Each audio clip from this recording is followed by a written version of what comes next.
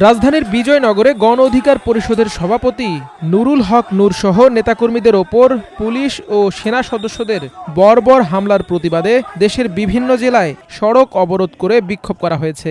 এ সময় কয়েকটি জেলায় জাতীয় পার্টির অফিস ভাঙচুর ও অগ্নিসংযোগের খবর পাওয়া গেছে। শুক্রবার দিবাগত রাতে সড়ক অবরোধ করে এই বিক্ষোভ করা হয়।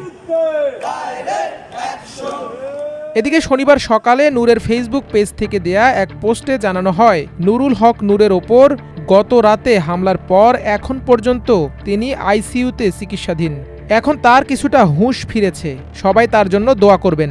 এর আগে শুক্রবার রাতেই গণ অধিকার পরিষদের সাধারণ সম্পাদক রাশেদ খান জানান, নূরের মাথায় আঘাত লেগে মস্তিষ্কে রক্তক্ষরণ হয়েছে। পরে চিকিৎসকরা তাকে আইসিইউতে স্থানান্তর করেন। হামলার শিকার নূরকে হাসপাতালে নেওয়া হলে সেখানে তার খোঁজ নিতে যান আইন উপদেষ্টা আসিফ নজরুল, প্রধান উপদেষ্টার প্রেস সচিব শফিকুল আলম, জামায়াতে ইসলামীর ঢাকা মহানগর দক্ষিণের আমির নুরুল ইসলাম বুলবুল সহ বিভিন্ন রাজনৈতিক দলের নেতা ও বিশিষ্টজনরা। নূরের খোঁজ খবর নিতে ঢাকা মেডিকেলে গিয়ে নেতাকর্মীদের তোপের মুখে পড়েন আইন উপদেষ্টা আসিফ নজরুল। আইন উপদেষ্টার আসার খবর শুনে ক্ষুব্ধ হয়ে ওঠেন দলটির নেতাকর্মীরা। এ সময় তারা ভুয়া স্লোগান দিতে থাকেন। আর নূরের চিকিৎসকের সঙ্গে কথা বলার বিষয়টি জানিয়ে প্রেস সচিব বলেন, তারা বলেছেন নূরের আঘাত গুরুতর, তার ওপর আঘাত খুবই ন্যাক্কারজনক একটা ঘটনা। আমরা এটার নিন্দা করি। আমরা পুরো বিষয়টা ইনভেস্টিগেট করব। এদিকে ওই হামলার ঘটনার ভিডিও ফুটেজে দেখা যায় লাল রঙের শার্ট পরা এক ব্যক্তি নুরুল হক নূরকে নির্দয়ভাবে আঘাত করছে। ওই ব্যক্তি কে, সেই প্রশ্ন এখন সামাজিক যোগাযোগ মাধ্যমে ব্যাপকভাবে ঝড় তুলেছে। বিষয়টি নিয়ে বিএনপি চেয়ারপারসনের সাবেক প্রেস সচিব ও সিনিয়র সাংবাদিক মারুফ কামাল খান এক ফেসবুক পোস্টে লিখেছেন, ফটো ও ভিডিওতে স্পষ্ট দেখা যাচ্ছে গাঢ় লাল রঙের শার্ট পরা একটা লোক নুরুল হক নূরকে নির্দয়ভাবে আঘাত করছে।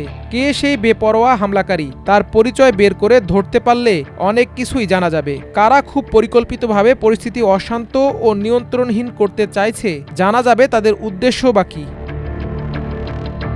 হামলার বিষয়টি নিয়ে ফেসবুক পোস্টে প্রতিক্রিয়া জানিয়ে অনুসন্ধানী সাংবাদিক জুলকারনাইন সায়ের লিখেছেন, 2018 সাল পরবর্তী সময়ে বাংলাদেশের রাজনীতিতে একজন সুপরিচিত মুখ নুরুল হক নূর। 2018 সাল থেকে আজ পর্যন্ত কমপক্ষে হলেও 14 বার সরাসরি হামলার শিকার হয়েছেন এই রাজনীতিবিদ। কেবল শারীরিকভাবেই না, বিভিন্ন মহল থেকে তাকে ইসরায়েলি গোয়েন্দা সংস্থা, ভারতীয় গোয়েন্দা সংস্থা, এমনকি দেশীয় গোয়েন্দা সংস্থার চর হিসেবেও ট্যাগ দেওয়ার আপ্রাণ চেষ্টা করা হয়। কিন্তু এত কিছুর পরও নূর কখনোই দমে যাননি, বরং প্রতিবার আঘাতের পর আবারও সাহসী ভূমিকায় তিনি ফিরে এসেছেন। ইনশাল্লাহ এবারও তার ব্যতিক্রম হবে না। যারাই আজ নূরের ওপর এই নোংরা হামলার ধৃষ্টতা দেখালেন, তাদের প্রতি একরাশ ঘৃণা।